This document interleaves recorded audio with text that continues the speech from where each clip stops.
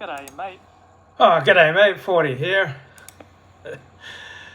So, when you're not Jewish and you hear of Judaism, you think, oh, this is like Christianity without Christ. But Judaism is not Christianity without Christ. It's not even primarily a religion. It's primarily a people. Or you can call it primarily a nationality or a tribe. So, it used to be that all religions were the expressions of a particular people. Right, so the people in Mesopotamia, the various people there, they all had their own individual religions. So all religions used to be national religions. And then you had the rise of the Greeks and Greek philosophy and universalist thinking, and you had the rise of Christianity and Islam, which are universalist religions. But till Christianity and Islam, all religions were national religions. So Judaism is a national religion, but it's not even primarily a religion. It's primarily a people. It's a tribe.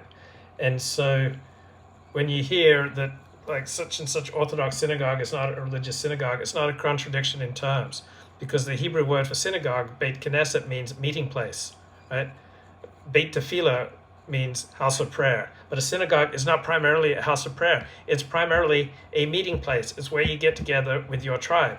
Now, there may be prayers that go on, and there may be Torah readings, and there may be Torah classes, and there may be all this ostensibly religious programming, but it's primarily a meeting place for the tribe. So someone who's raised Seventh-day Adventist, when I wanted to convert to Judaism, it took me a while to understand this. So I'd call around different synagogues, and they weren't seeking converts, and they thought I was a little meshuggah, crazy. And I'd hear like, we're not really a religious synagogue. We're primarily an ethnic club.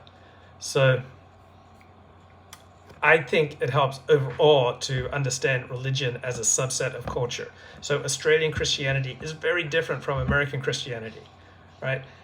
Christianity in Australia maybe have more in common with other aspects of Australian culture than it does with Christianity in another nation. So African Christianity is a very different thing than Christianity in Canada, and Christianity in England, and Christianity in France and Spain.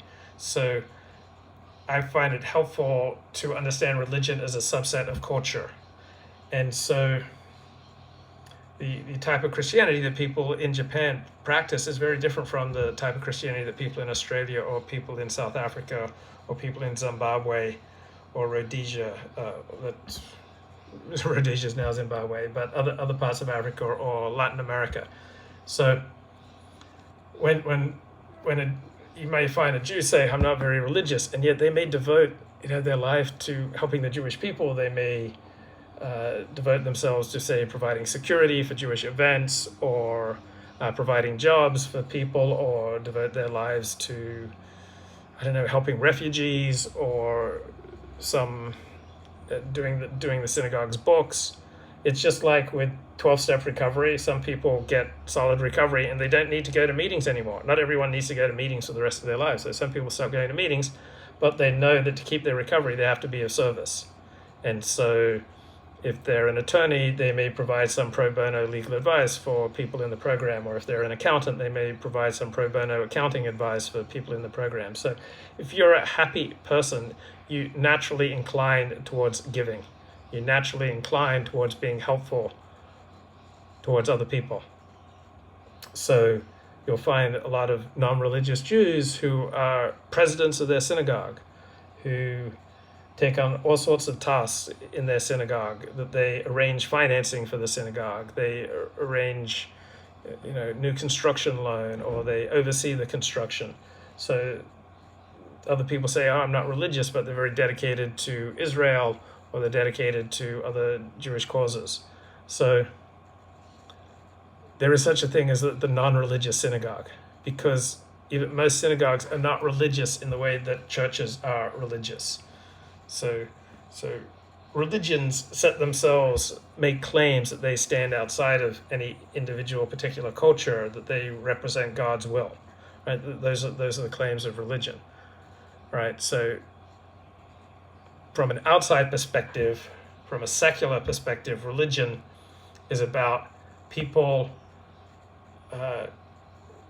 trying to interact with or believing that they're interacting with supernatural beings. Right? That's the secular perspective. But Judaism, as the most this worldly of the world's religions, right, is the least other next world focused, the least heavenly minded. It's much more focused on the way you behave today. So there's no distinction in Judaism between like the religious sphere and the non-religious sphere. So Judaism has practices and laws and commandments for how you do business, how you put on your shoes, how you eat, how you drink, how you play. So Judaism has laws that legislate all of life, and so from a traditional Jewish perspective or any Jewish perspective, thinking of Judaism as a religion doesn't quite fit, or doesn't even fit at all. Judaism is the way of life of the Jewish people, and it has religious aspects to it, but overall it's a peoplehood. So you can very well have the non-religious synagogue. You can have most people who go to an Orthodox synagogue won't even consider themselves religious. They may just practice what they understand as the traditional Jewish way of life. And so Christians, talk a lot about their personal walk with Jesus, or their personal faith in the Lord, or how they believe about God and dogmatic theology. Jews very rarely talk about theology.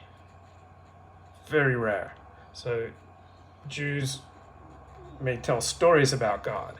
When Christians talk about God, they usually do systematic theology. They propound systematic theology. They have all these different theological doctrines and dogmas. That plays very little role in the way that Judaism operates in Reform, Conservative, and Orthodox synagogues. So generally speaking, when rabbis talk about God, when regular Jews talk about God, they talk about God in terms of stories. And it's the stories of a particular people. So yes, there are non-religious Jews. Most Jews would not consider themselves religious, and there are hundreds and thousands of non-religious synagogues. So you go to a synagogue, you go to an Orthodox synagogue, and you may well find atheists there, right? You may find people with every type of belief possible, except a belief in another religion. Obviously, if you believe in Jesus as God, then you're not going to feel comfortable in a synagogue. But as long as someone's not believing and practicing in another religion, a Jew is going to feel perfectly at home in synagogue, whatever his beliefs are about God, whatever his beliefs are about the formation of the Torah, because it's primarily a peoplehood identity, it's primarily a tribal thing.